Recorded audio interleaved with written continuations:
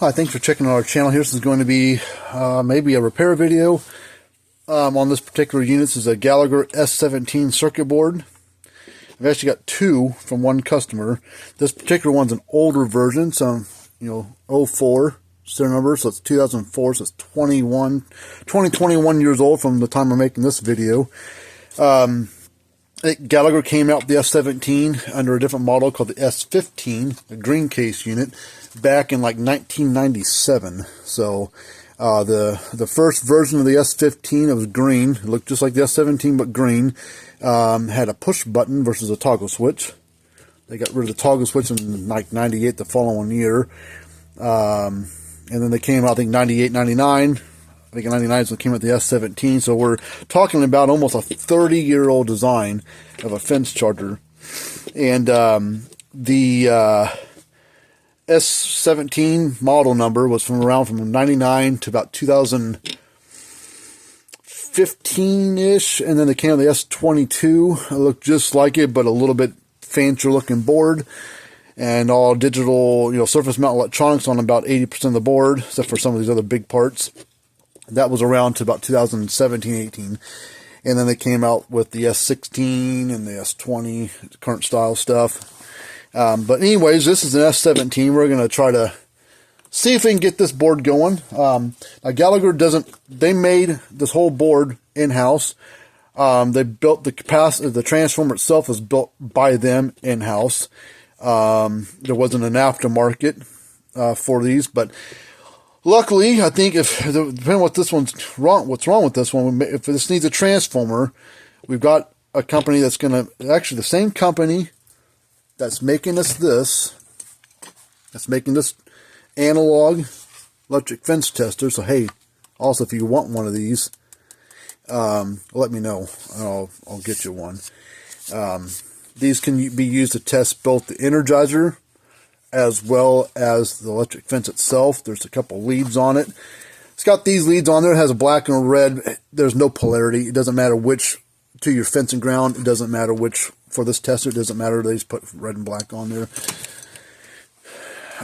They're about 2 foot long cables. So you either if you're testing your fence, you can either stick whichever one you want into the ground, or if it's not going to reach because the wire's too high from where the ground's at, just find a metal rod that's sticking in the dirt, like a metal pipe or a metal fence post. Just find a bare spot of metal. There's no rust or no paint. Stick one of these on there and put this other one on the fence, and that'll become your ground.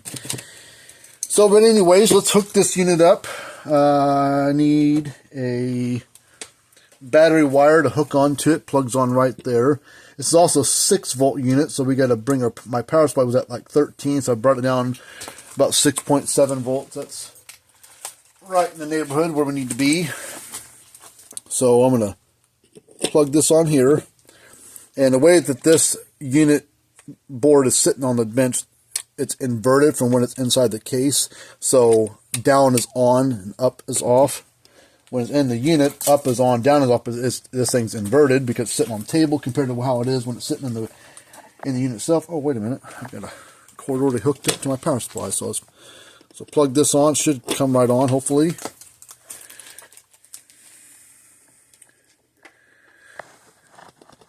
It doesn't come on at all. Make sure this lead's good.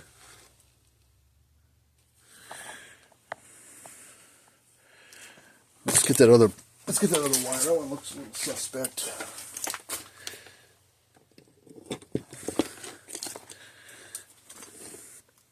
Let's put the wire on, red wire on here.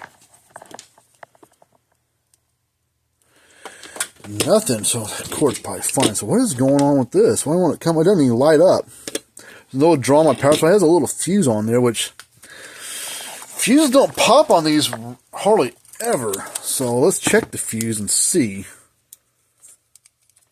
Oh shit. Huh. Holy shit. Could this be a blown fuse?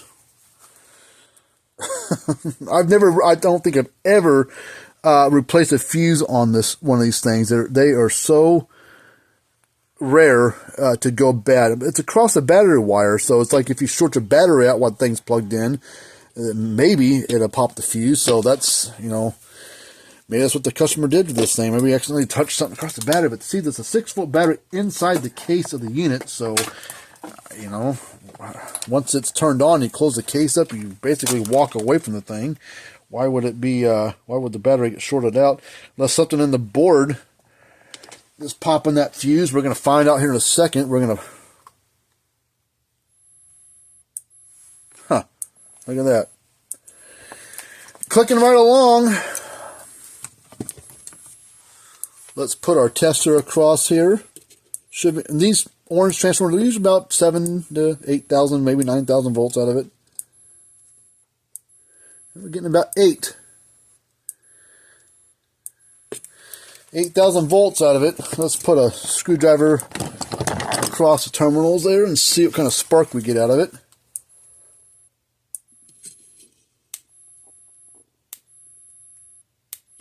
Yeah, nice little pop from the thing. So this thing's 21 years old from the time I'm filming this video.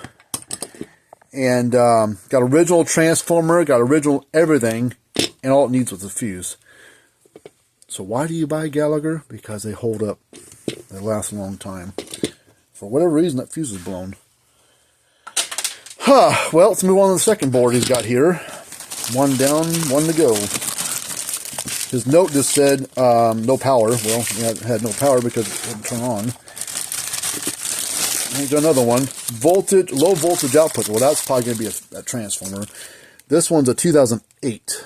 See, 08, so 2008. So, let's put our meter, or, sorry, power supply on it. Let's grab our leads here for power supply with the plug. Plug it on.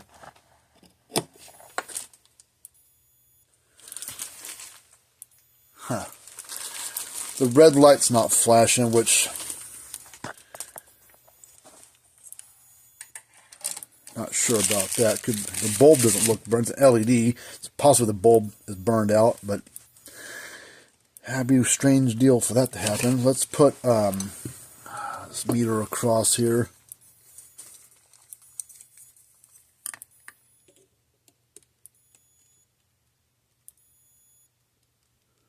And we're getting like 1,000 volts out of it. Turn it off. Put this across, see if it had any kind of spark. Yeah, it's got plenty of spark. So now we can test a LED. It's a LED stands for light emitting diode. So you test them just like a diode. So you put your meter on the diode setting, which is that little triangle, a little triangle symbol with the line on it. That's a symbol for a diode. An LED looks just like that, except it's got 2 or 3 little lines come, like little lines come up like it's a light coming off that symbol there. That's just a symbol for an LED. But you can test them the same way, and if you test them the right way, one way, the little red light should come, the little LED should come on. So we'll just put it across these 2 wires, or 2 contact points, see if it.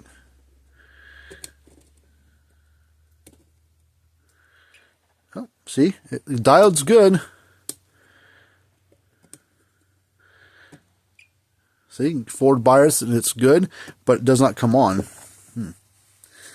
So, could we have just a bad bulb? I don't know. We can put another one on there, but let's not worry about that right now. Let's get this transformer pulled off and put another one on. I need my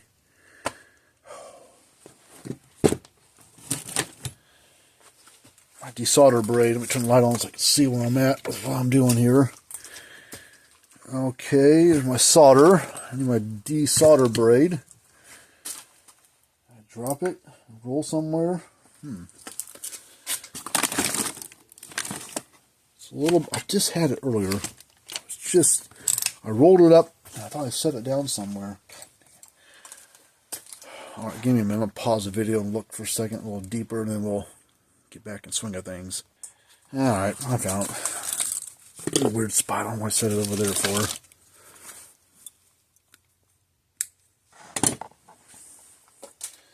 Alright, so it's got most transformers on a fence charger have 4 contact points, 2 for the primary, 2 for the secondary. Some have other ones that are either used in the circuit, like they have like 4 contacts on the primary, or 3 or 4 on the secondary, depending on how the thing's set up. And some of those, sometimes some extra contact points from the solder to the board are not even used. They're just used as a help mount it to the board, hold it in place kind of thing.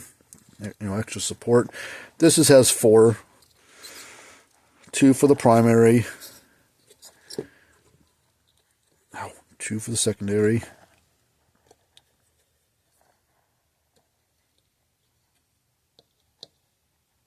So I'm just sucking the solder off the board there with this desolder braid. This is a good braid, because some of that cheap stuff doesn't have, like this stuff I use it costs more money, but it's a 25 or 50 foot roll, but it's got like rosin flux stuff built into the braid, so you don't have to put extra flux on there and stuff. This is by MG Chemicals, called Super Wick. I used to use a Chemtronics Chemwick, but they went up in price here the last 2-3 years because of whatever reason. They're like almost triple the price what they used to be. This is, I mean, I think it was a 50 foot roll. Used to pay like $25 for a 50 foot roll or something like that. Now it's tripled in price for the same stuff. And this is like 20 something dollars for a 25 foot roll. Or, no, this is a 50 foot roll too. But it's good stuff. Alright, we're going to hope that the transformer is our issue. We're going to try and see. Usually sometimes you'll see a burn hole in there or a crack in the winding, but you know, this is epoxy filled resin in there, so you know, I don't see any burn holes or anything, so don't know. Let me get my box of goodies out here. I got some custom built transformers that we're going to try. See if that solves our issue. This is the transformer we're going to stick on there, and it's physically a lot smaller in size, but if you look at it, you know, it's the same width as the main coil. So, the nice thing about these Gallagher transformers, these orange ones and the red ones, they don't have a perfect square shape, so you really can't mess it up and get it in the wrong spot because the pins only go in one way. So we're going to take these pins, plug it right into the board like that. Stands at the board a little higher, but it plugs right in there. And then we're going to get the solder out, solder it in. End of my solder lead at. Come on.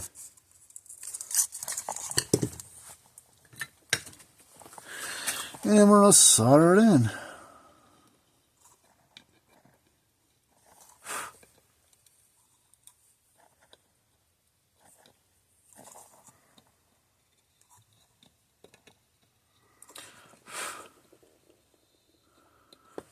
There we go. Now I might try putting a new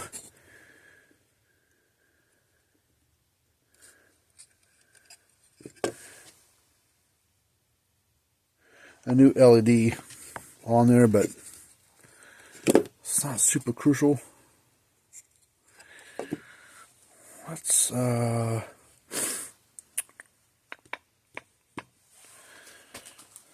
put the power supply back up to it. I'll test the output again.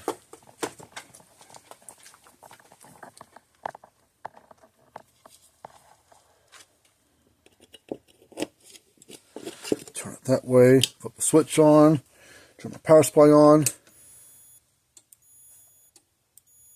Okay, clicking.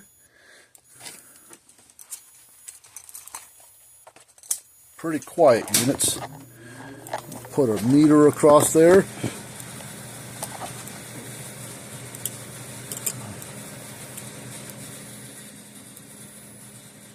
There we go. About 8.5 kV, almost 9. About 8.5 to 9 kV. Just place it. See, it kind of sparked this little thing to throw. This is a 0.17 storage joule, like 0.15 output, something like that. So I'll put a screwdriver here.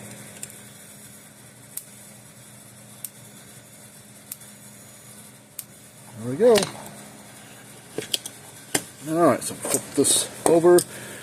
Discharged capacitor. There we go. Alright, this one's raring to go. Ta-da! Fixed one. The other one, new fuse. And there you go. So, that's nice. They got that one going. Alright, so, well, thanks for checking out this video. Fixed one transformer, one board, and the other one just needed a new fuse. Alright, so if you're looking for transformers for a Gallagher S17, holler at me, and I'll see if I can help you out. They're about $40 for this transformer, is what they're going to go for. I'm trying to pay the freight to get them here and everything. About $40. You do get a 1.5 year warranty on the transformer, so we offer that on whether we do the repair or you do the repair. You get a 1.5 year warranty. We've got some for the S22. They look the same, but the pinout layout is different. They're a perfect square versus one being a little offset, so the S17 transformer will not physically fit on an S22 and vice versa. So, alright, well, thanks for checking us out. Until next time, see you guys later on.